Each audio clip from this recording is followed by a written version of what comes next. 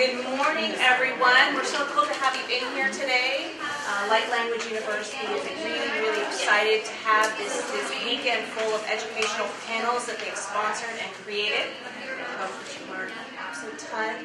We'd love for you guys to keep your questions to the very end. We're going to have a time where the audience can ask questions. We want to hear from each one of our panelists with some specific questions first. We do want to remind you to please mute your phones because we are recording, and we're going to have this information available later on the website. We want people to be able to hear what these panelists are saying.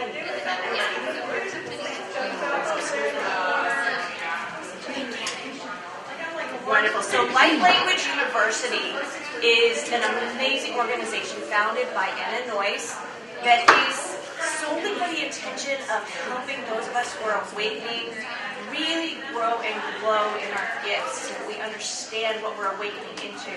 Their mission is to inspire others and aid in the imminent growth of the conscious awareness of being multidimensional.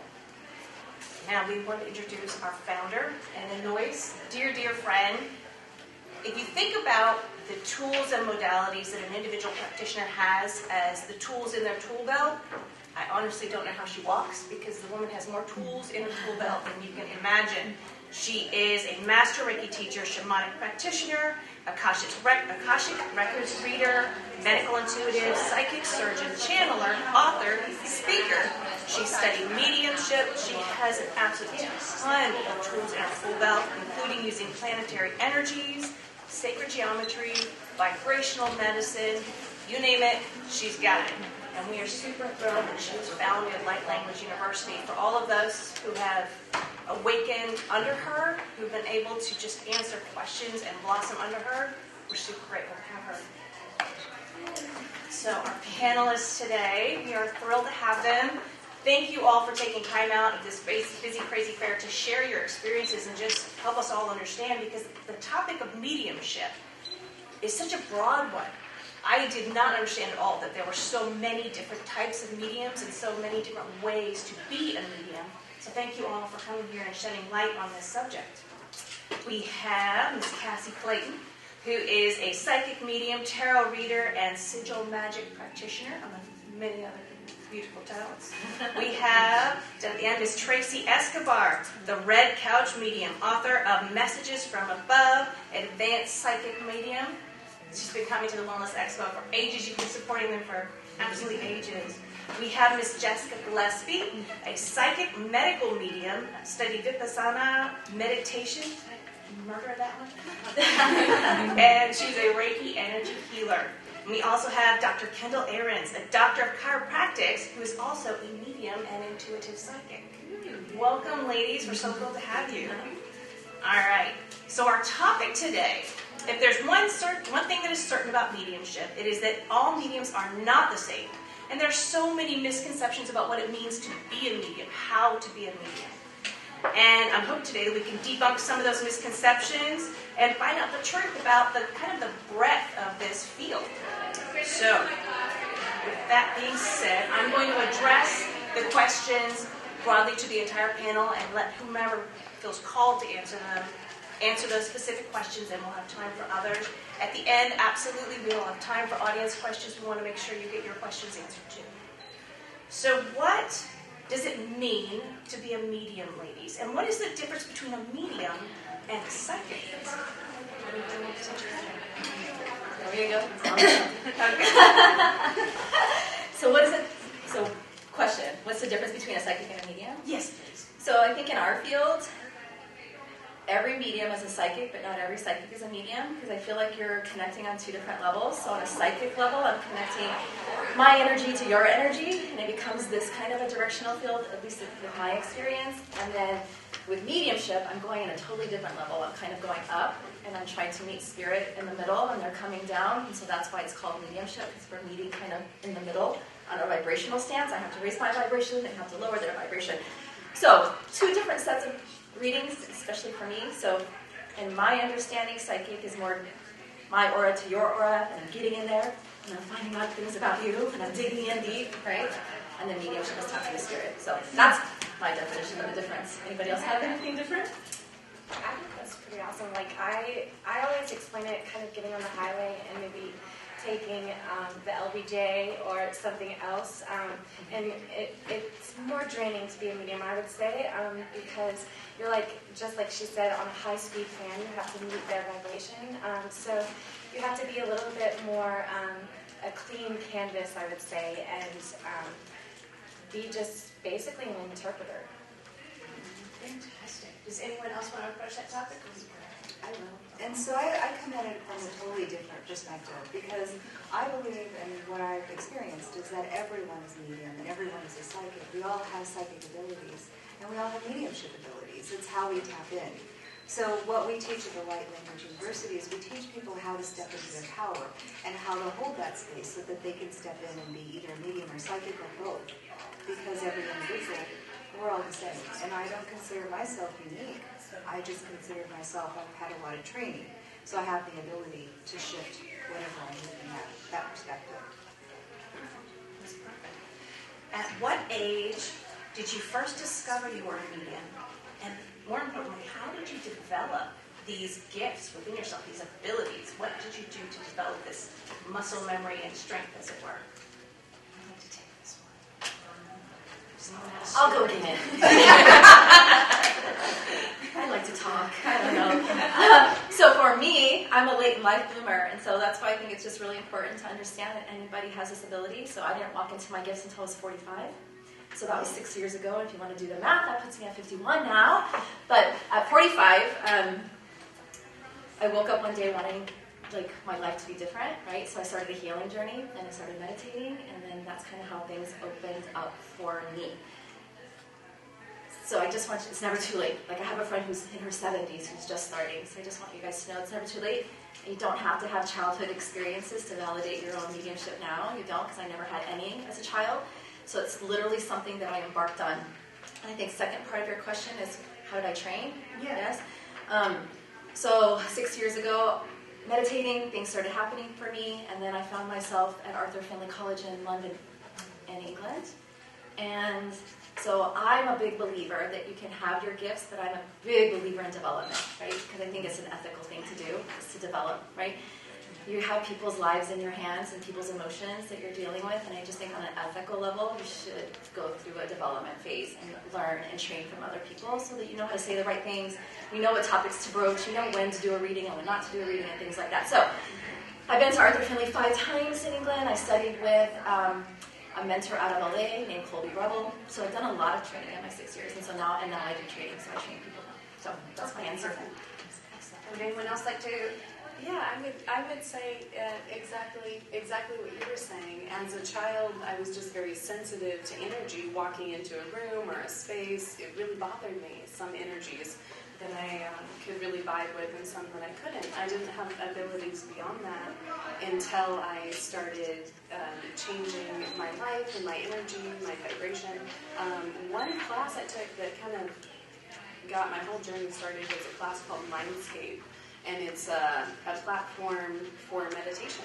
And when you're in that frequency and in that space and teach your brain to come down from such a cognitive level to more of an observing presence level, my abilities took off from there. And when I started doing emotional and intuitive healing, that's when spirits and angels and other things started coming through, and then I took additional trainings to develop that. So yeah, absolutely. I don't think it's ever too late. I feel like you can get into that mode and learn how to do it. Awesome. So for me, I'm quite different. So all during all during my childhood, I had experiences that I repressed.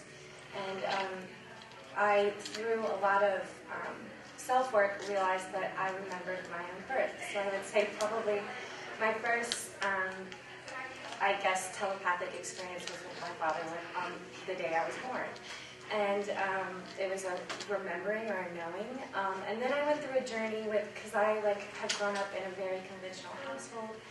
And so it was tough, having a biological background and going into nursing school, I became like kind of, it was sink or swim. I was just thrown and baptized by fire with my sensitivities. And so I could no longer kind of repress it or ignore it. And so I went on this beautiful journey. But yeah, like as a kid, I would say it's probably not normal that your aunt comes over and asks for advice while you're doing your math homework and stuff like that. I just thought, that was normal stuff. That's awesome. Fantastic. So for me, I kind of entered like the metaphysical world about 5 years ago, and kind of really honestly, like for me, with there was always kind of like that interest of like needing and wanting to go deeper and deeper, and so Tracy's actually one of my coaches and mentors and friends, as I've also been studying under Colby Rebel as well, so just really developing and fine-tuning that. So yeah, it's just kind of been very, very big advocate for education and classes. Yeah. Definitely. So for me, has anybody ever seen The Sixth Sense? Okay. That was me. That was me growing up. That was me seeing people and beings and all different kinds of animals that were not on the physical level. And as a child, I would disappear because I'd be following the white rabbit, kind of like an Alice in Wonderland, thinking that that was a real person, a real animal. And my parents were always trying to find me because I was getting lost. And I still do that. I still see beings. I see guides around people. I've chased people through the house, thinking that they're real people, going, who let that person in the house? I'm the only person, and run in there and there's nobody there. I've come into the house where there's parties, and people are wearing interesting dresses that are not like what we wear today, and found out, because somewhere my frequency raised and these beings are kind of in our house. I have always seen spirits and ghosts and entities for as long as I can remember. It wasn't until, and there was a point in my 30s when I decided to block it off because I was terrified. I didn't want to do this anymore. I wanted to stop, so I did. But you know what happens when you stop and you hold it in? It leaks out.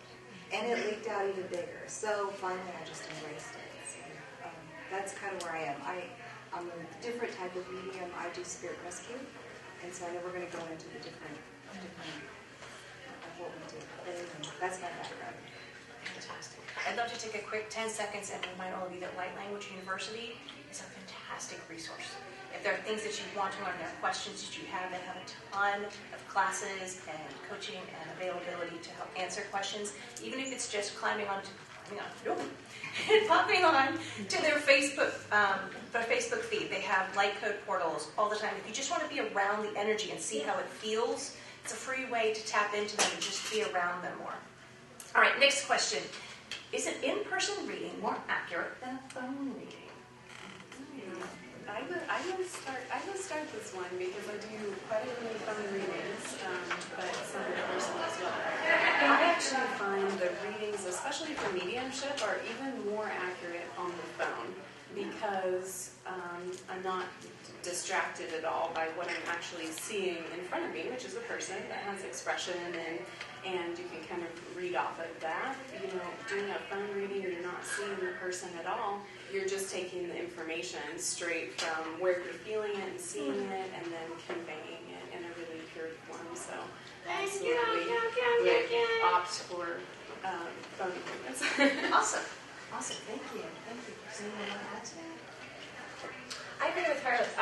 Phone, it's like you have you're at an arm's length. So with mediumship, it can be very emotional, right? And so sometimes you have to wade through the emotions and the grief and like rise above in your channel to get clearer messages. So, but there's no difference, I would say, between the two. It's just kind of easier, I would say, for me on my end. Yeah, absolutely.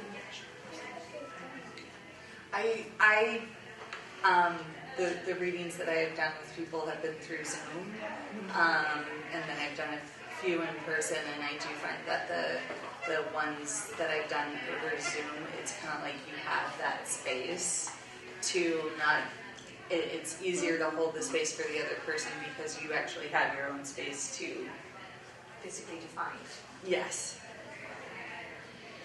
But as far as accuracy, in person or not in person, distance doesn't affect the accuracy of the reading. It's the I think what most of us are kind of touching on might be a little bit more comfortable for us as the human being. But as far as spirit and what comes through and the connection, it's the same whether it's on the phone, over Zoom, in person. I mean, It might just be more comfortable for us in some certain situations. I'm going to say I agree with that. It's so nice to just, my office is upstairs, just to go up there in my pajamas and throw on a quick nice robe and be on Zoom. It's so easy, but otherwise connecting, there's no difference. it is a quantum realm. What are some of the hardest lessons you learned about sharing your gift of mediumship? I have to say, scaring people. Walk up to people and say, hey, I see dead people. And it scares people. So I think that's the hardest, because people don't realize that that's just part of who we are. We're multidimensional, right? We're not just a physical body, but we have this spirit anatomy. We have this energy that we are always communicating on this nonverbal language. And we're connecting for levels of consciousness. So, I think that's the hardest. And you guys, I commend you for coming, because this is amazing. You're awakening and you're stepping in your power and you're learning from these are amazing ladies that are on this panel. I would say that the hardest part about mediumship is you really have to trust what you're getting. You really have to have a lot of trust in spirit and in yourself, and then have the confidence to actually speak the words. Which, Sometimes must feel very weird. Yeah. Or you get something and it's very like, where did that come from? But then it'll be the one thing in the reading that meant the most, or Really stands out. yeah. Makes sense. I argue with them sometimes. They'll tell me some of the craziest things, and I'm sitting there arguing. I'm like, I'm not saying that. And they're like, you better say it. I'm like, I'm not saying that. But then I'll finally say it, and it's the wow factor, right? But sometimes you're just like, I am not saying that, because it doesn't, in our mind, because we get into our human brain, it doesn't match the person I'm talking to. Does that make sense? So I'm not saying that. So that, I think, too, trusting what you're getting and not trying to filter it and just saying it. Discernment, I think, is very big. And then I'm a big believer, if you're a medium and this is your thing, why hide it? Be authentic, right? A lot of people will spend the first few years in their development hiding under a pseudonym because nobody wants to come out, right? They'll create this whole branding on a pseudonym. I'm like, just be you, right? Just be you. Whoever's not meant to be in your life anymore, they'll fall out, and that's okay, because as you step into this power and you step into your authenticity, amazing people come into your life too, and you create this tribe of people. So the ones who really think you're crazy, that's okay, let them go, right? So that was my thing. I feel like there's no room to use your cognitive mind or any kind of judgment. You have to leave judgment at the door when you're tapping in, because something will come through, and it may not make no sense to you, but to that person it's really impactful. And the people that are coming through that want to speak to their loved ones have impactful things to say and really important things to convey. So it's our job to be as clear as possible and just give that information so they can interpret it. Fantastic. So for me, I guess the hardest thing was, coming out of the spiritual closet. And then I'm a Libra, so I love to be mediocre. I like to be accepted by everyone and loved by everyone, which is obviously impossible. And so I guess that was the gift of being in your 30s, is you kind of just don't care enough. You're living your life for you. But I would say the biggest thing is labels. So I'm not a big, I don't like labels. I have a whole group of women that refuse to call me a psychic medium. They call me a prophet. So I'm like, okay, do you, boo? Whatever works. But it just comes from love and a place of healing at its deepest core. And so I would say wanting to be right is you want to really give and deliver. I'm like all about validations. That's what I learned in my education with Sandy Anastasia. And it's about really like trusting and validating that these things are, confirming that this is the person in spirit that they're wanting to hear from, right? Things that people can know or be aware of otherwise. And so sometimes I sat and got in a fight with a lady, not a fight, but I was just like, no, they're showing me a blue teapot and there's bamboo and it's Japanese and it's very significant. They keep showing it to me. And she was like, no, that doesn't resonate at all. And of course, when she went home, her daughter was looking for something in the attic and unpacked a bunch of old boxes. And of course, the exact teapot was there. And so I beat myself up over it, just you got it wrong kind of thing. And spirit world always comes through when you trust it and just say it. And so it's okay with being wrong, or maybe not getting it right, I would say, is the hardest thing that I struggle with. So I'm all about validation, being as specific as I can, that kind of thing. Excellent. So this next, I had a question. What types of mediums do we have in the panel? I will, but this next question sort of follows along with the one that we're doing. What is it actually like for you when you do a reading? What do you hear or see? Are there any steps that you utilize? And do you use any special tools to aid? I'll go first again. Mainly because I can't ever remember the question after it's gone to everybody. Really, that's what it is. I'm going first. You can always ask. So what is it like for me? In the beginning, I'm not even going to lie, I had to meditate an hour before I even did my readings because I was just so scared, right? I was like, oh my God. So if you're doing that now, don't worry, that goes away eventually. So now I can just go from work at 4 and hop on a Zoom call and be fine. So I don't have to do any special rituals anymore, right? I just think as you practice, that eventually will fall away, and I can just connect. For me, personally, and the kind of mediumship that I do, I don't hear spirit externally, right? Everything happens inside of my brain, so I'm what they call a mental medium. So I get impressions, I get thoughts, I get feelings. I'm very aware of my surroundings and everything that I do. So if I'm on a call on a reading, I pay attention to everything. I pay attention to what my hands are doing, right? I pay attention to everything because I think spirit speaks through us, right? So thoughts, impressions, I may get a flash of a visual, right? And I just have to trust it and go with it. I get symptoms on my body. When someone passed away and they couldn't breathe, I'll have trouble breathing throughout, so that's kind of how they speak to me. So, yeah, what was the second part of the question? How? Yeah, are there any special tools that aid you? No. No. Fantastic. Not for me. No, that's perfect. That's perfect. Thank you. I would say I'm a mental medium as well. It's images, feelings, pictures, a lot of symbols, or visual, very visual, while I'm doing reading.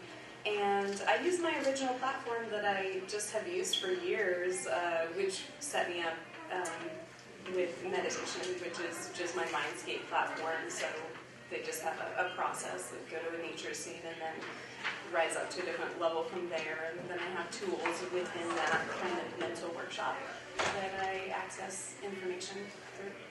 Fantastic. Thank you. So for me, I'm big on rituals. So I will meditate. Clear my chakras is a big one. And I am a dancer as well, so moving my body kind of gets me in a trance kind of thing. But I'm also a mental medium. I would say my biggest gift is clairvoyance. It's like a silent movie in my mind. But I also hear names. It'll be like a whisper almost. Sometimes when my guides talk to me or I'm not paying attention, I'm in the physical world, they will get my attention and they'll whisper whatever. But I don't really like that too much, so they stick to kind of smells, just a knowing, a lightning bolt. But my biggest thing is clairvoyance. I mean, that's the number one thing that I rely on. But yeah, and then I do before for protection is really important whenever you're connecting with spirit. So I do a ritual and a prayer, which is the Lesser Vanishing Pentagram. And so I do that as a way to invoke archangels to ensure protection and the highest form of communication that's from love and the highest vibration. I feel like I'm also mental medium as well. I get a lot of images. I get a lot of thoughts. I'm very graphically inclined, like us, and so I. A lot of the times it's image after image after image. Also, so that's for the mediumship part, and then when I do use tools, it's usually tarot or something like that to just kind of help guide that kind of that process for me. Yeah. I do trans mediumship. I do mental mediumship by hear, see, smell, taste. It's kind of like just being a human being, and we're all in the room, and it's the same thing. I can shift energy very quickly and then start to see beings around people. So it's just part of the mind. Okay, we're going to flow off of this. Can you explain to them what trans mediumship is? We're going to talk about the different types of mediums that either you practice, we'd all love to know that, but also different types of mediumship that you've heard of, just to kind of get an idea of what the breadth of this field, the different types of mediums that there are to be. Okay. Yeah, so trans mediumship is where the spirit will actually come into the physical form, the body. And actually, I can feel their bone structure in my face when they move. I can feel their energy. Sometimes I step back and sometimes I lose tone. And they use my vocal cords and they communicate. Or sometimes I'm like a mental medium. My favorite thing is if they speak English and I'm communicating to my client who's there. I just like it when they do that. And sometimes, I know from personal experience, you don't even remember afterward what has been said. So it's coming through her rather than by her, and she won't even remember after the fact what she's told people. Ms. Cassie? So I think we all kind of touched on the mental mediumship and also evidential, pulling pieces of evidence and then being able to unfold that evidence into, like if you are given, a specific box or necklace or something like that, and you, okay, well, what about that? Is that, finding out how that evidence connects to that person and things. So that's a tool that you're giving from this person who wants the reading. You're giving this to read off of? Is that what you're commenting on? No, I'm saying like if I'm given like insight into this, whatever it is that comes through, then it's just finding out how, because a lot of the times the information we receive, because I know you had mentioned like the validation, a lot of the times the information we receive as mediums, it's correct, it's our interpretation that may be off. Oh, fantastic. Okay. So a lot of the times when we're working and giving readings, it's like you may get this one thing, but how I interpreted it, like my mind wants to make it this. And so then my client is usually like, no, that doesn't make sense. And then I go back to, okay, well, I just got this. And then they go, oh, yeah, I understand that. This is like, okay. So you feel it's always important to communicate that thing first, like that, what it is that you're receiving, and then work on the interpretation. Fantastic, thank you.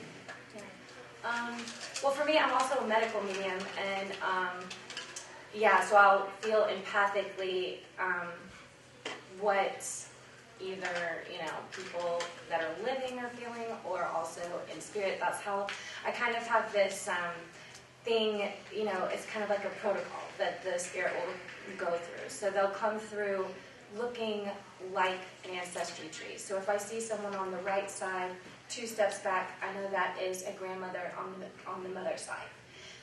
If they come directly out to the side, I know that's a contemporary. So that was a friend that passed away. And so then they'll come to me and they'll show me how they passed away. And so I'll feel that in my body. Sometimes they'll point to things almost like a computer screen with a mouse. But I tend to like to keep spirit kind of outside of my body because when I was going through training, my teacher was like, you are very easily a trance medium and you'll kind of get burned out really quickly that way. And so but you know, inevitably sometimes I'll be doing mannerisms that I don't even realize that their father or mother did. So I find the biggest thing that's really funny is that spirit always likes to come through with like jokes, which I love. That's fun. It kind of like lightens the mood, you know. Fantastic. Beautiful. Mental mediumship, like we discussed. But when you get into a space where you're receiving the information, it's not always literally that thing. You have to feel it. Is it more of a feeling or a concept around this object, or is it the actual object? And so we just tell the client what the object is, and it feels warm and feels like this, or it feels very tangible, like a literal item that you're looking for. So you never want to interpret based on like your brain of what you think it should mean to that person, but more the impression you're getting from spirit, so they can interpret that. I consider myself an evidential medium, and I think it's important to also note, I stay on the level of the dead people. So I don't know if you guys go angels, so some mediums can go even higher. So I think that's important when you're searching out for a medium. Why are you looking for one? So for me, in my practice, I only want to connect people to people who've lost somebody on the other side. So that's kind of my mediumship. It stays right there. Very evidential. So I think in an evidential mediumship reading, I'm about proving life after death. So that's kind of the role that I play. So everything that I'm trying to bring through is about the spirit and trying to prove that they really are here with us. So giving evidence on things that you can't Google, right? Memories, things like that. So that's kind of what my readings are about, very evidential. And then at the end, I try to give a message. But in my mediumship readings, it's all about the spirit, right? So some people will come for a mediumship reading wanting to talk to angels and get guidance that way. So there's just different mediums for that. So I think that's important to kind of point out too what kind of mediumship you do. So following on from that, what are the most unusual types of mediumship that you've ever come across, met a person who does, heard of? What are the most unusual types of mediumship that you've heard of? Really interesting story. In February, I went to see a physical medium. Has anybody seen a physical medium? Oh, can you explain it? Let me tell you what a physical medium is. So a physical medium, their body's like the portal, right? So it's really interesting. I'll just explain it really quick because it's kind of, if you've never been to one, they always have like a tent set up to hold the energy, right? And so they're sitting in a tent. They're bound to a chair, right? So they're tied down. This particular guy had water in his mouth with duct tape on his mouth, right? So then the room goes quiet. It's kind of like a seance, but he can make things with his energy move around the room. A trumpet will move. He can speak through a trumpet even though he's got tape on his mouth, right? So that's a physical mediumship where they can take their energy and create a physical experience inside of a room. So that's a different kind of mediumship. They're very rare. I don't think there's very many in the United States. I could count on my hand probably 5 who do it. And then this guy proclaims to even get, what do we call it, outports? Have you guys ever heard of outport? So he will come out of this cabinet with his duct tape, pull the duct tape off, spit out the water, and then stones will start flowing out of his mouth. So supposedly gifts from the spirit world that just comes through his mouth. It's called an outport. So that's a different kind of mediumship. It's very interesting to go watch if you ever get a chance to do it. Yeah. Wow. So you hear words through the trumpet? Through the trumpet. And the trumpet will come out of and hit the ceiling. The trumpet will bounce around. And in theory, he's making it with the spirit's energy, if that makes sense. So that's a totally different kind of mediumship. Yeah. That's totally different than what we do. Tracy, does he do ectoplasm by any chance?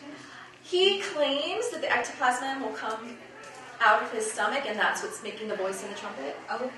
That's what they claim, that the ectoplasm creates a voice box, because of course spirit doesn't have a voice box, so this ectoplasm creates a voice box in this trumpet so that you can hear the spirit of the trumpet. That is awesome. Very interesting.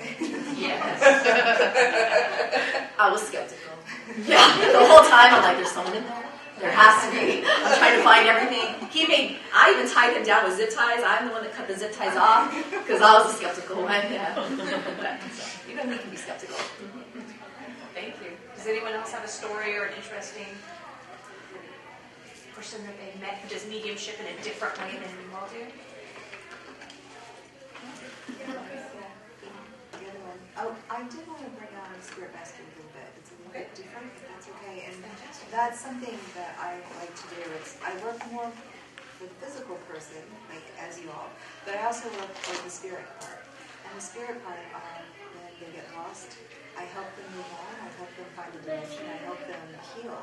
So if you have a plane crash, and some people will go ahead and get through, but you may have a couple hundred that are still stuck. Or I walk to different places, people will have me come up, and I can do it energetically, show up and help the beings to cross where they need to go. And not everybody goes to the same place, because it's all multidimensional. That's kind of a different type of meeting. Wonderful. I'd like to direct this to you, Anna, because I know that you're very much about matching energies and having people understand protection and the lack of need thereof. So I've heard people say that they fear evil entities will attach themselves to them or attack them during or after a reading. Does participating in a reading make someone vulnerable to harmful spirits? Do they have to protect themselves in some way before, during, or after a reading? Yes, and so that goes back to my experience of when I said, have you ever heard of my sixth sense? I remember the little boy was afraid of everything, and at the end of the story, he's not afraid. It works the same way for everything. Once you step into power, there's no need to protect. You raise your frequency, and anything above, we have, in light language we teach that right at the top, because my dad taught me this, and horse pen, he'd squat down and he'd draw in the sand, and he said, what is the highest frequency of emotion? And it's unconditional love. And what is the lowest? It's fear. And in the middle, we draw a cross. In the middle is the heart, what we call the heart line. So anything below the heart line cannot see anything that's raised. So if you think of all the wonderful emotions that we have, love, joy, peace, all of those beautifuls, yes. And here, if you're angry, you can't be in love. So what we've learned is human beings, we can shift our frequency without having to protect. Because once you protect yourself, then you have to keep protecting yourself and keep guarding. So really, it's about learning how to raise your frequency and shifting energy and stepping into power.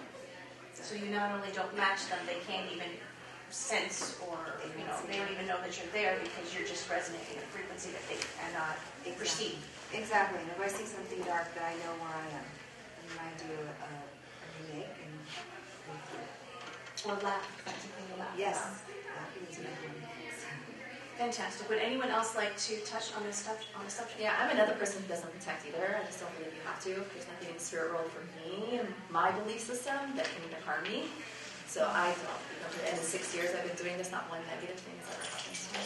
So I'm not a ritual person, but right, and I don't do the protection, and I don't close down. So I think it's personal preference and what your belief system is and where your mindset is.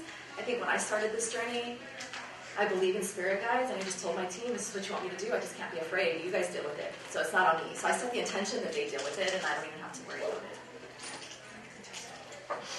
Wonderful. And again, if you have any questions, there's a ton of team at Light Language University that can answer all of these questions and work with you if there are things that you want to work with in your personal journey.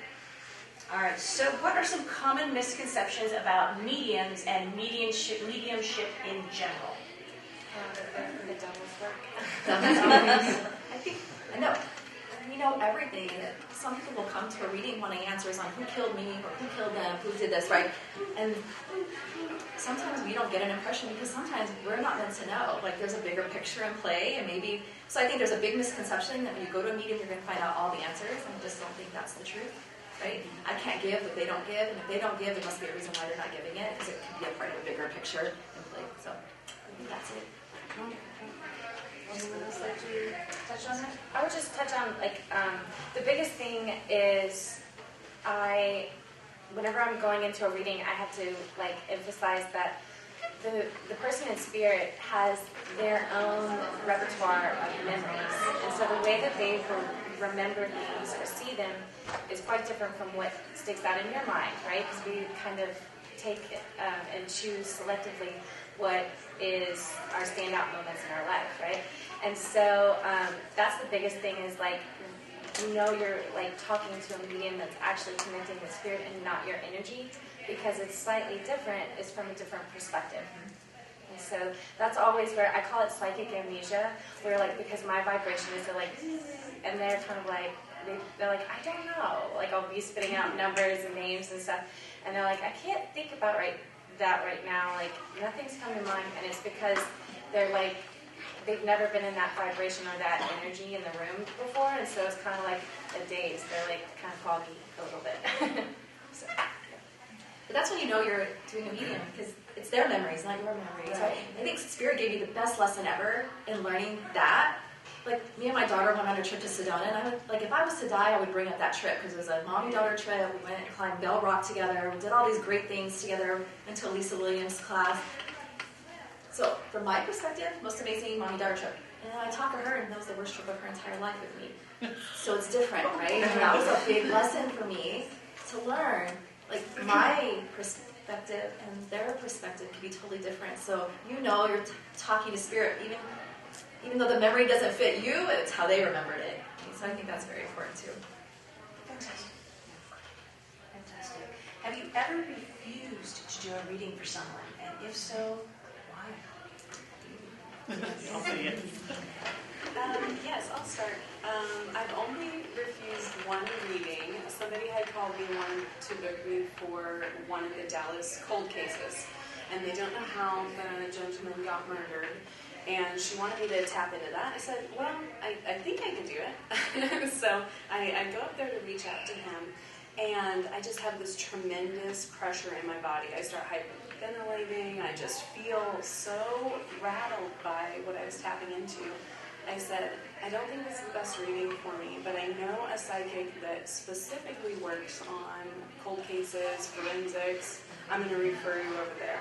She got a tremendously good reading by that referral. So sometimes ego can't be like, oh yeah, I'm going to do this. I'm just going to push through all of these physical symptoms, but there's a better fit for this person, and then be okay with referring. Thank you very much. For me, that was a tough one. I had a lady that asked me to speak with her daughter, her teenage daughter, that was acting out and having trouble in school, and she was just visibly very angry. And the second she sat down in front of me, I instantly knew that her stepfather was raping her. And so I kind of broached the subject, gently at first, and I was just like, is your stepfather hurting you? And she sat there and she said, no, and then she just burst out into tears. And so I, had to do my due diligence and just report it anonymously, but the next morning he came and scheduled a reading with me, and so I instantly reimbursed him and said, I'm sorry, this is a conflict of interest.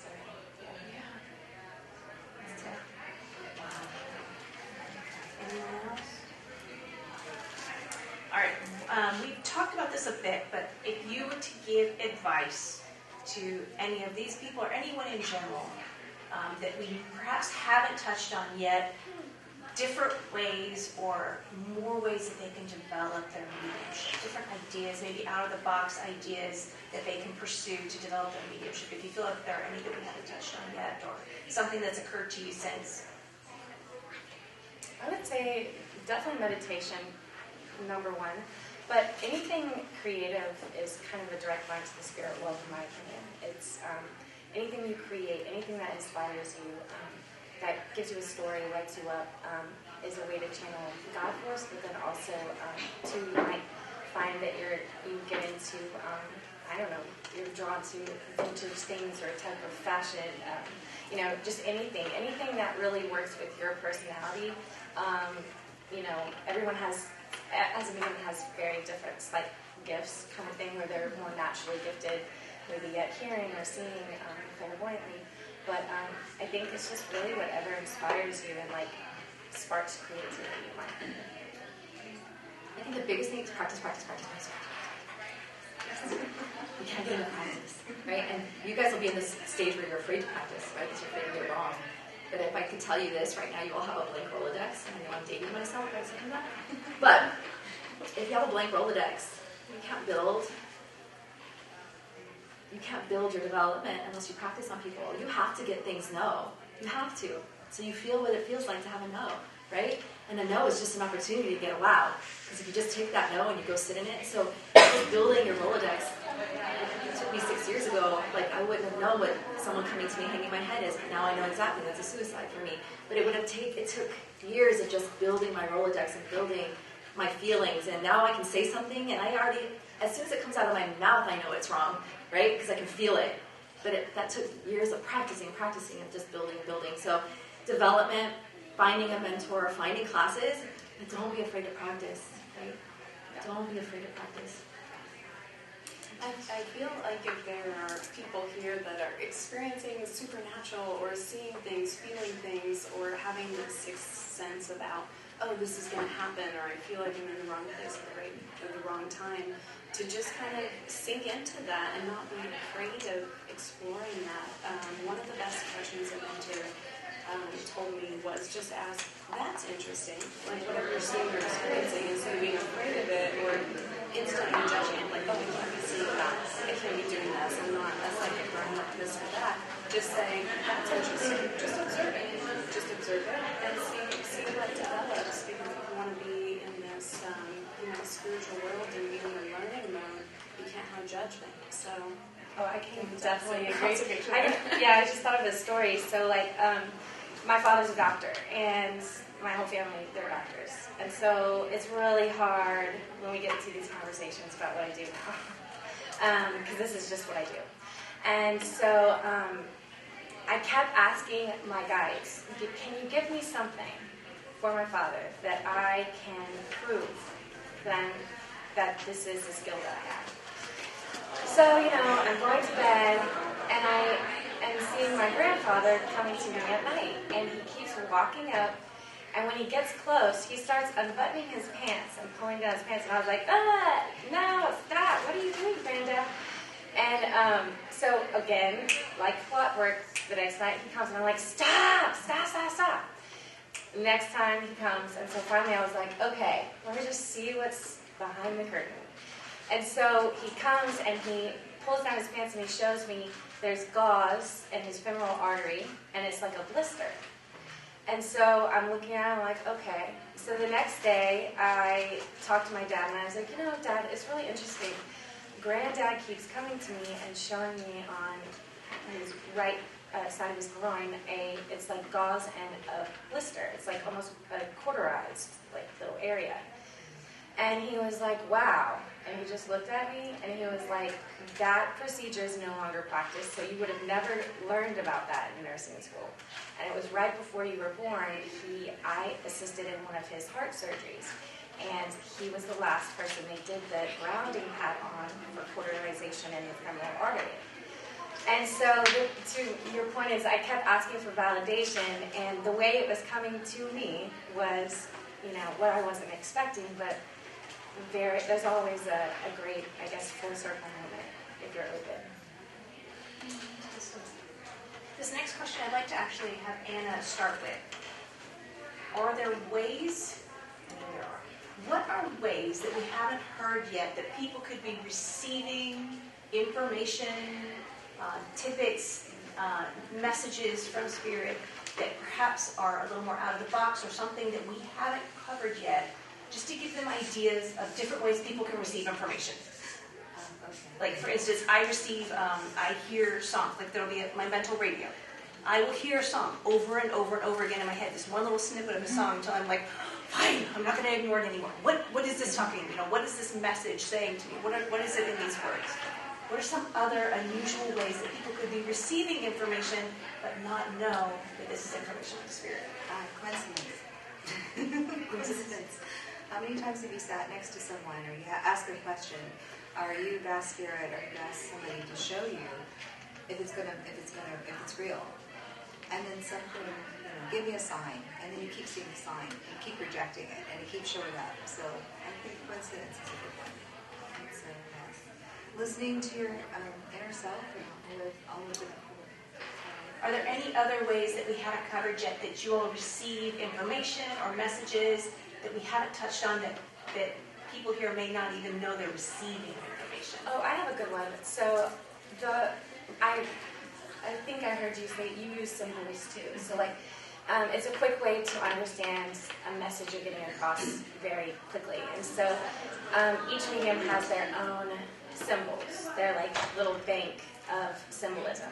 So for me, when I see a red phone, immediately in my mind, I know that the Spirit's saying that the person sitting in front of me doesn't feel they got to say goodbye properly. It was too quick, too soon. And the way that I got to these symbols is, and it's all unique, it's a language with your higher self, is through dream journaling and interpretation. So I would say the biggest, exercise you can do is start to journal your dreams and get a good dictionary and ask your guides to use that dictionary in order to give messages during the sleep state. And then it turns into a language. Thank you. Would anyone like to add to that? Oh, I think we can't forget the animal world. Loved ones that passed on so often choose animals to interact, birds, butterflies, things like that to come through. And so, if the client is having moments and they keep having special interactions with this one type of animal, they can always ask their psychic or medium, is this you trying to come through for me? That comes up a lot. I think if you just have a greater state of awareness around you, they speak in so many different ways, right? So even through mediumship, you can have a lot going on in your head. But just think, they use all of your senses. So I always even pay attention to where I'm staring off. Like if I'm staring at a certain picture for a certain amount of time, I question why am I staring at that. There might be something in that. Like I'm just uber aware of everything around me. And I just think that they can speak through so many different ways through your awareness. So practice presence, I think. We're so 3D that we're worried about last week and we're worried about next week that we forget to be super present. So I would practice being present every day, and if you're just sitting, notice everything. Kind of be like a police officer, right? You're just going to notice everything, right? So working on your awareness and your presence, I think are two good tools to use too. Thank you so much. Miss Anna has to go speak at another panel, so she's going to duck out really quickly. Look at one. So, ladies, as a medium, do people ever request you help them lift a curse? If so, what does this process look like? And feel free to share a name-changed example if you have one. Yeah, I'm of the belief that nothing evil can have control over you or have permission unless you give it. So for me, curses, that's not my domain, I guess.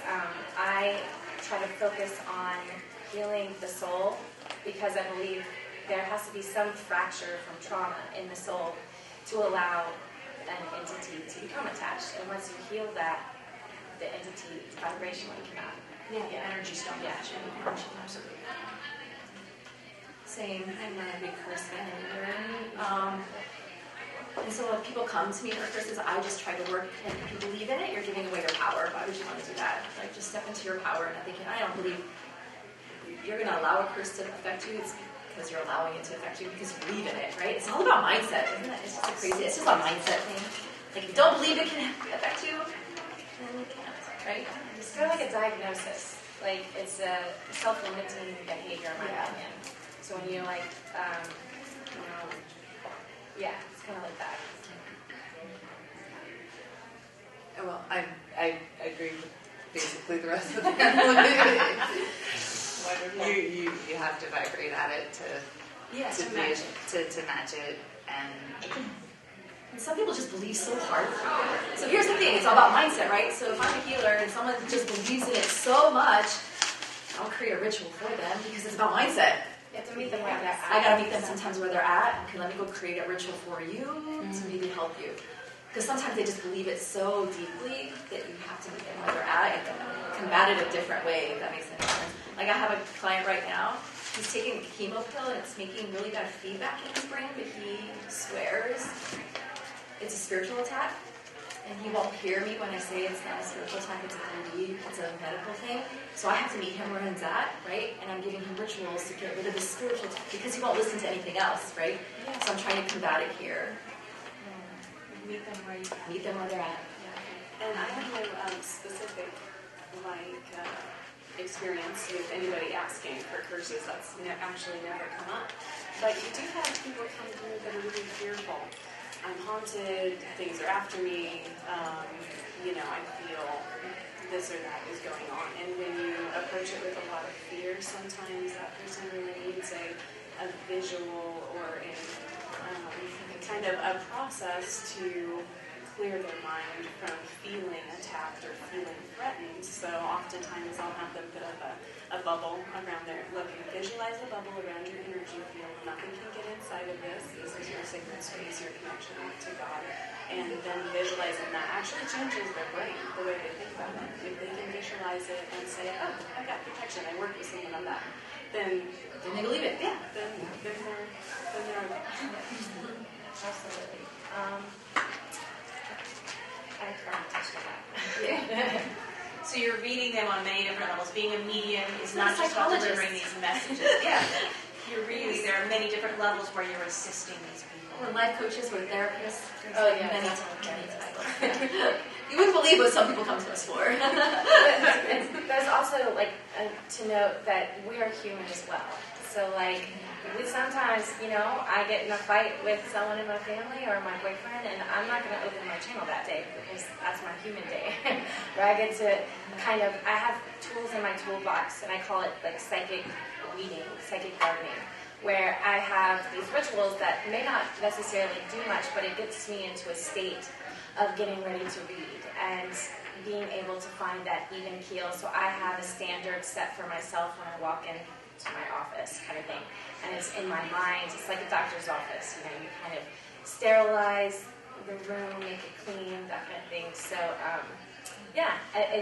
we're like, humans too. We have sometimes bad days. And the spirit world, attracts as well. So if you're in a fearful state, you're going to be pulling through or channeling that same vibration. So, I have to, sometimes, you reschedule it, hey, I'm not feeling it, it's not a good day, so.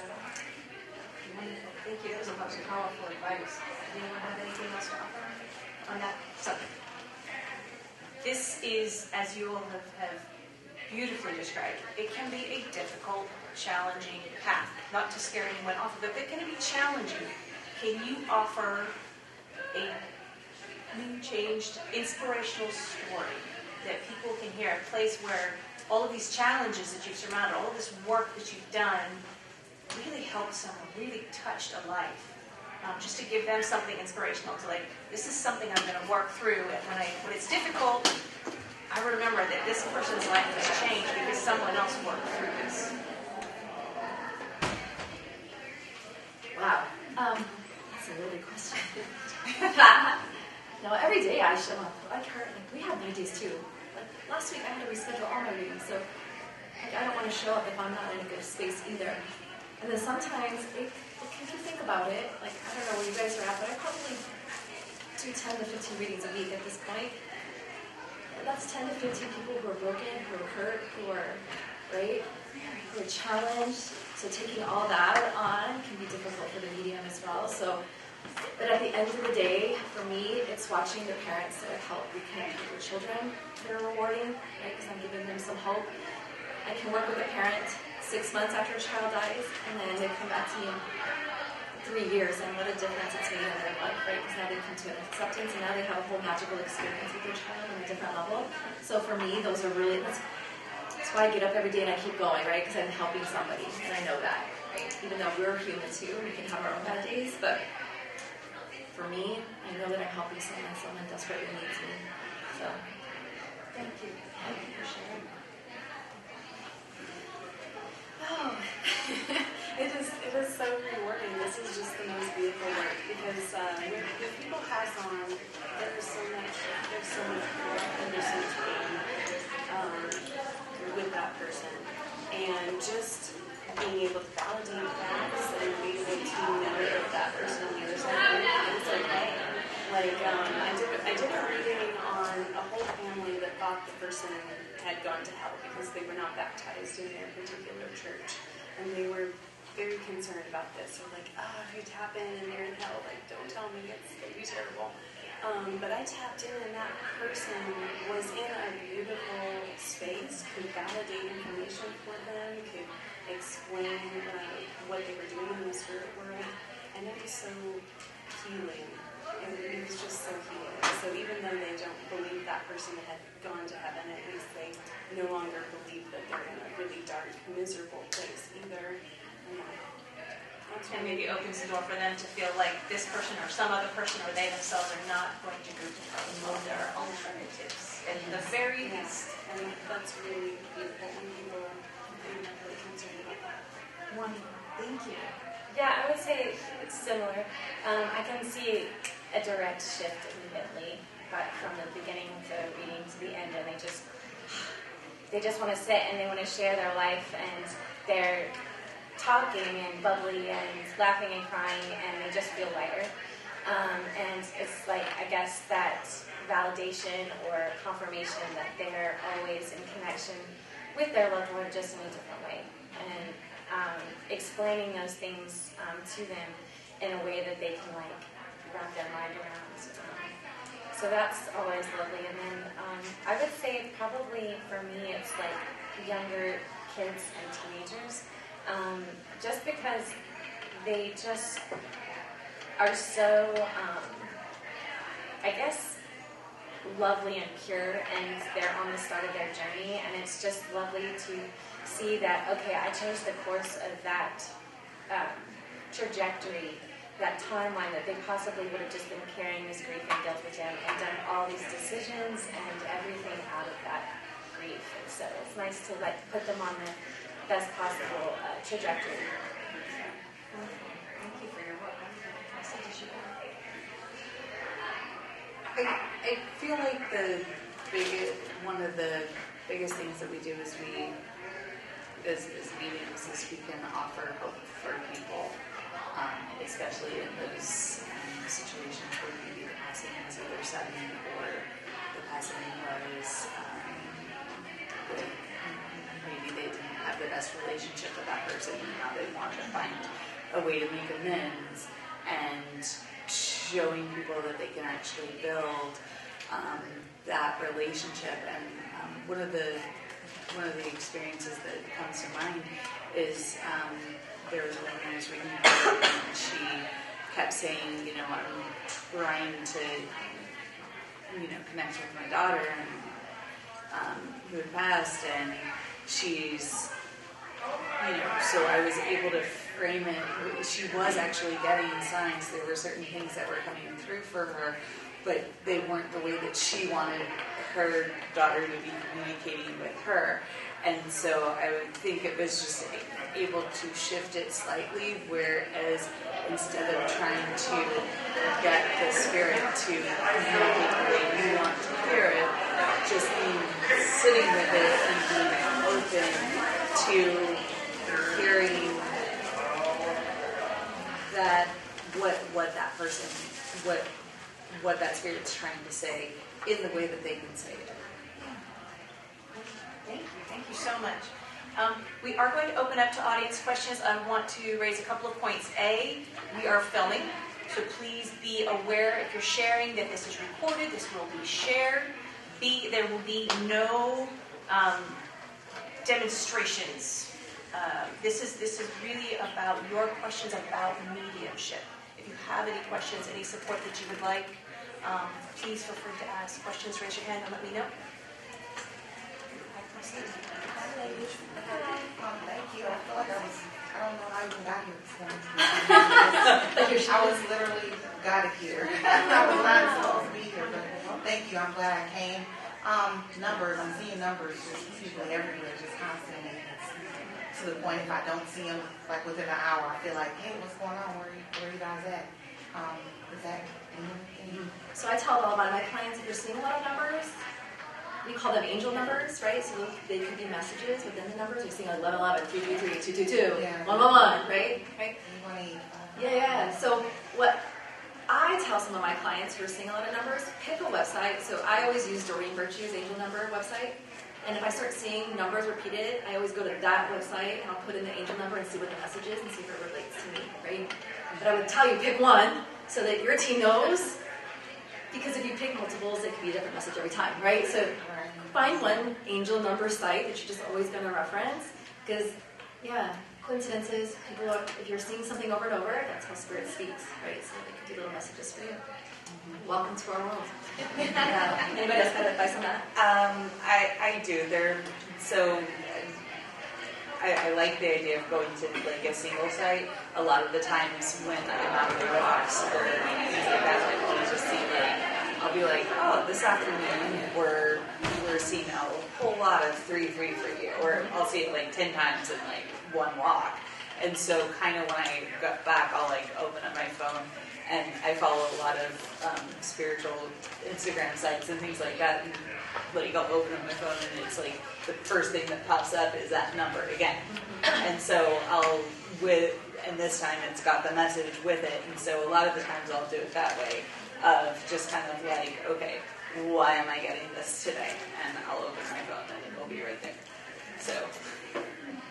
Yeah, for me, I feel at the beginning of my awakening or like owning my stuff, I feel like it's kind of synonymous with synchronicities. So if you're on your path, they become more frequent. So like now when I'm going to every cashier or any like gas, I manage to stop it, it's all repeating numbers. And so I use Doreen Virtue as well, and then sometimes I'll just do Joanne numbers, but for me, it was, the big thing was I kept seeing my birthday, 10/22, everywhere. And that was a symbol to me. So if you're seeing your birthday ever, they're like challenging you, calling you to find your purpose or get on your path for your life purpose kind of thing. And so that's always reassuring to me. And I'll have like my own symbols with my guides, like 212 means work and like creative. So it's just finding what works for you and what resonates with you, really. It's magical, right? Yeah, it's exciting. When numbers showed up in a big way for me, it was just to get me to believe that my guardian angel was there and be able to tap in and interact in that way. I'd actually seen my husband's guardian angel first and like described him and like interacted with him and like, wait, where's mine? I can't tap into mine. And so when I started seeing numbers, I'm like, I think I could do this. I tap into my guardian angel, like, come to me, like, where are you at? When she showed up crying and running towards me and said, you had sent me away so long ago thinking that you could do everything on your own and you were just resistant to help. So she had stepped back where I could maybe feel her or experience it. And then she came forward. So numbers can be really impactful. Exciting. Yeah, welcome. Thank you for sharing, everyone. Does anyone have a question, challenge, or concern that they've been dealing with? So, on your awakening journey, did you ever feel like you got stuck in a rut, where you feel like they almost stop talking to you for a minute because you're trying to get there, but maybe trying too hard? You're trying too hard. Yep. Okay. So I think for me, one of the things I tell my students, it's just so important not to compare yourself to anybody else on your journey, right? Because that was a big one for me. I'd be in class and someone could get it faster, right? I'm like, right? But if you just surrender and know that there's perfect divine timing for everything, right? And and you're going along the path. Maybe for you, they're stopping because maybe you need more healing, right? So you just keep trekking, just don't give up, right? You may think you're closed off, but it may be a test to get you to the next level, right? So for me, if I'm tapping in just a little bit, there's more healing. So I'm a big believer of this journey. Yes, it's about abilities, but it's also about healing your past childhood stuff. So working on your shadow work, right?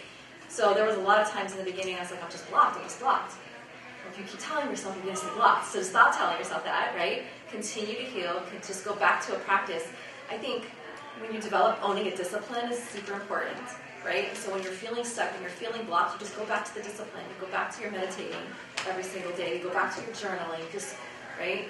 Some of us just kind of get away from that, and then we get into a blocked state. So go back to the healing. I always just say, go back to the healing, and that will open up the gifts more, if that makes any sense. Perfect.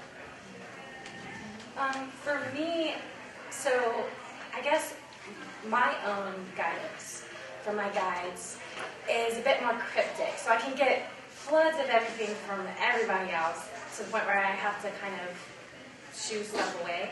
But for me, I know that I'm kind of in a self-care need whenever I feel disconnected from my own guidance. And so I know now to trust how the ebbs and flows go, because it's like my guys know better than I do.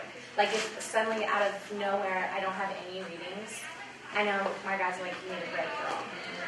Yeah, just go enjoy life in the bank and just reset. So it might just be that right now they're wanting you to kind of sit with the tools and marinate in them with what you have right now, and then when it's ready, it's like the floodgates open. Yeah. And they never go away. I'm just going to say that. They don't go away. It's us, right? We shut down a little bit. They don't go away. I also have friends who were relying too heavily on one certain gift or way, a pathway, toolbox, a tool in their toolbox, and so that would shut down until it kind of forced them to experiment and practice with other tools that they were also intended to use. Perfect. Thank you. And here's another experience most people will get. When you're first starting in awakening, it's loud and proud. Like they yell your name out of nowhere, right? They make you have these dreams that come true, right? Because they're trying to get you on the path, right? Yeah, they're so sneaky and they're so good teachers that once you get it, they don't make it as easy, right? They make you start to trust, right? So in the beginning, I'd have a vision, movie playing out. Now it's so subtle. I just had to trust the subtleties, right? So in my mind, I think they may have went away because it became so subtle, but that's just part of your training to not have to have it so loud. That makes sense too. They make it really subtle, so you can trust everything. Yeah, in the beginning, I wanted to tell my family, and oh my God, there's really a Santa Claus. I can talk to dead people. This is crazy because I didn't believe in psychics. Like the joke was on me. And so, I wanted to bring everybody on the journey with me, and I quickly realized, okay, no, they think you're crazy. And so I went to all the schooling, and I wanted to learn, how am I doing this? How is my pineal gland, it was just so crazy. And so I wanted to learn everything scientific about it so I could explain it. And then I sold everything, I left nursing, I moved back in with my mom for a little while, and I was like, what are we going to do now? And I went into a psychic medium school, very rigorous, long program, and then I did yoga teacher training. And I was like, I'm just going to be spiritual right now and be open. And when I was done my training, I wanted to just immediately get out there, start doing readings, that kind of thing. And it was a journey. It was about 5 years. And it was like I was honing in my craft by myself, not reading people. And then I got this amazing job at Garden of Life where I was surrounded by other healers that were into natural and Ayurvedic medicine. And it was just like a whole world had been opened up. And then when COVID hit, I kept praying to my gods. I was like, I know I'm supposed, because in every position I'm always doing this, they just don't know it, right? So they'll be like, that's so crazy. I can't believe you're talking about that right now. You know what just happened? And so I was doing it kind of under the radar. I was everyone's therapist in any position I had. But I kept asking my guides, if this is meant to be my life purpose, make it like financially, so that I can transition easily, because it's scary, like not having a 401k, you know, and your parents are like, what are you going to do? And you're like, I don't know, the universe will tell me that. It's like, no, we're not going to take that. And so there's a lot of chains I had to break through, and self-limiting beliefs that my family had instilled in me about what it is to be successful or independent and, self-sufficient. And then on top of that, I was worried about the ridicule, right? And so I really, at that point when I had graduated, I wanted to do readings and start my business, but it was like they had a different journey for me, which was awesome, because now I'm doing 3 to 4 readings a day, and I have to say I would have never been as successful now if I didn't have that point of, evolution and learning and growing pains. And those falls when you do pick up some, I call them like McFlurries, when you come home and you kind of take your work day home with you, and you have to really like reset and clear. But yeah, it just made me so much more stronger, that downtime where I was like kind of figuring out. And now I just feel so much more confident where I am. And it's like at the beginning I was just this little foal shaking, So trust the process. Yeah. Trust the process. Yeah, sorry, that was a big tangent. That was absolutely perfect. I think for everyone, that is exactly what we needed. All the things that you guys have shared so far have been exactly what we needed to hear. And we're super grateful. I'd love you guys to know Miss Jessica came here from a funeral just to be with us to bring this information. So I know I speak on behalf of all of you when we're just so grateful for everything that you guys have been, allowed yourselves to be vulnerable and share and be honest and real and raw with us. It means so much to everyone here. Are there any other questions? More about the deeper side of awakenings, kind of like maybe the path that you're on. I've seen everything. Started when I started seeing 11:11, and then the next thing I know, I'm hearing, passed away people to, I don't want to say who, Elohim and all this, Jesus, Mary Magdalene, they all just came into me.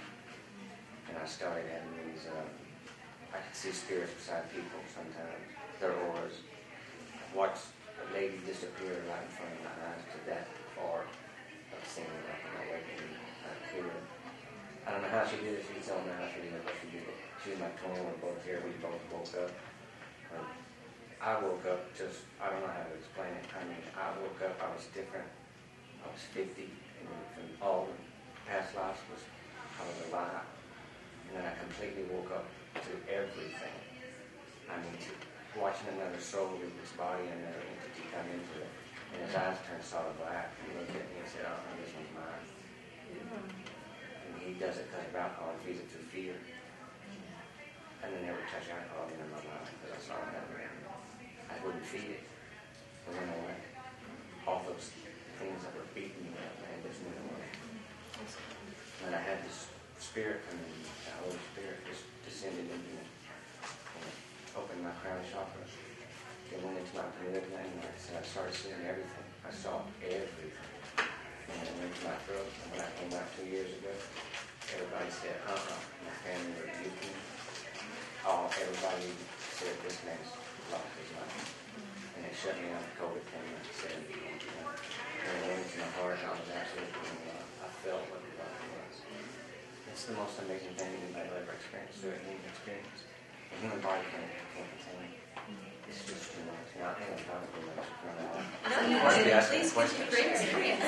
So, I'm like before, maybe y'all were, I'm almost validation, so I'm almost back here. So, I mean, to see and hear things that I've seen, it's almost where do I go? What's that? The energy? I don't know how all of a sudden I could feel everybody's energy in the room. I could feel somebody's fear. I could feel their happiness. And it all just hit me all at once. To feel someone else's fear is pretty weird. And I had to back up, but that's not my so I could deal with it. It's happened since 2017, very short period of time. So, I mean, I'm here. So I'm here just trying to get validation. Like I said, all the people that don't believe it's real, I know it's real now because I've seen it. I don't know what Anna? Yes, I'm very. She's just got her for some reason. It's a good choice.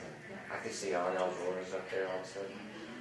Yours has got that little bit of a yellow, greenish tint to it. Yours is really, really, really yellow.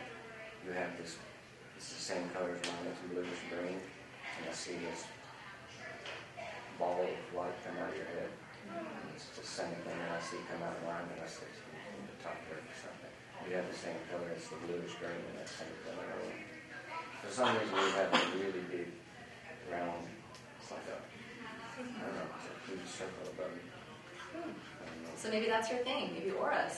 Maybe it's just finding out. Sometimes I think spirit has to come in and really, we call it loud and proud to make you a believer, right? Everybody's levels are different, so my awakening might not have been as intense as yours because I was already a believer, right? Who knows what their purpose is, right? That's why experiences are so different for people. Maybe you needed to see the whole black eye thing in order for you to stop doing what you're right? So they know what they're doing, right? There's another eye inside of my brain. Yeah. And I've seen through it a couple of times. Absolutely. It's not my pineal gland, it's something else. Yeah. It's like, I call it God's eye. That is. So embrace it. Embrace it. What do you want to do with your gift? Do you want to help people? Tell people that God woke up inside of me. It's finally Tell your story. Yeah, absolutely. And it's almost hard to tell anybody that that's inside my heart right here, on my chin, touch my hand. There's a little space right here, and it radiated out like through a rock in a pond. And I was like, what was that? She goes, oh my God, did you just feel that? I heard her do the exact same thing. We witnessed some pretty wild things. We were little kids together in this world. We shrunk. We saw each other as just little kids. So somehow these two worlds have collided here. Like I can't tell if this is the real world, which I don't think it is. It's the dream world. So somehow I got here and went to that world. But somehow here, there. Yep. It's way out there. I really said all that stuff. You're in the right place to say all that stuff. Yeah, no one is too crazy here. When you talk about that energy will come blasting to you, when I was here, I felt like I was on down. So last time at the fair, I was at that same thing happened to me. I don't want to say her name, but not behind her, this light being appeared. It's not her aura, it's his, or what it's just a light being that's back there, and it's just solid white. I've seen a bunch of those come in. I don't know, I think that's why Anna's probably very good at that. She's got all the little beings and she's Yes. had all those experiences. I started speaking different language. Yeah. Out of the day, just out of nowhere.